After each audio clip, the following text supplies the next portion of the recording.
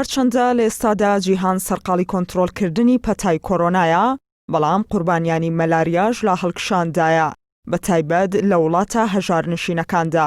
بەپێی نوێترین راپۆرتی ڕێکخراوی تەندروستی جیهانی، نەخۆشی مەلاریا بەردەوام لە بڵاوبوونەوە و ساڵی 2019 نزیکەی 229 ملیۆن کەس لە جیهاندا تووشی ئەو نەخۆشیە بوون. ڕێژەی لە 94 توشبوانیش لە وڵاتانی ناوەڕاست و باشووری ئەفریقا بوون.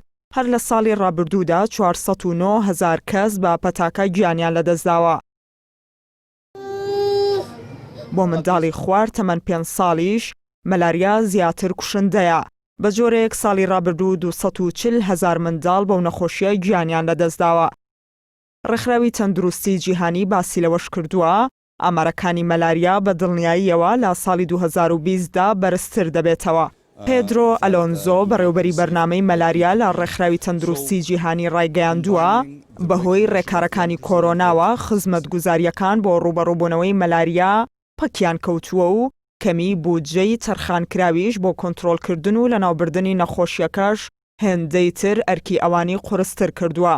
مەلاریا نەخۆشیەکە لە ڕێگەی 5 جۆری مشەخۆرەوە تووشی مرۆڤ دەبێت کە لە ڕێگەی پێوەدانی مێشولەوە دەگوازرێتەوە.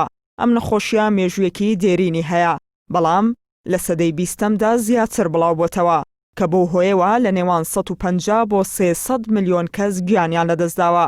هەرچەندە لە ساڵی 1940ەکانەوە چارەسەری مەلاریا دۆزراوەتەوە، بەڵام ئەگەر لە سەرەتای توشبوونەوە چارەسەری گونجاو بەکار نەهێنرێت، دەکرێت نەخۆشیەکە کوشندە بێت.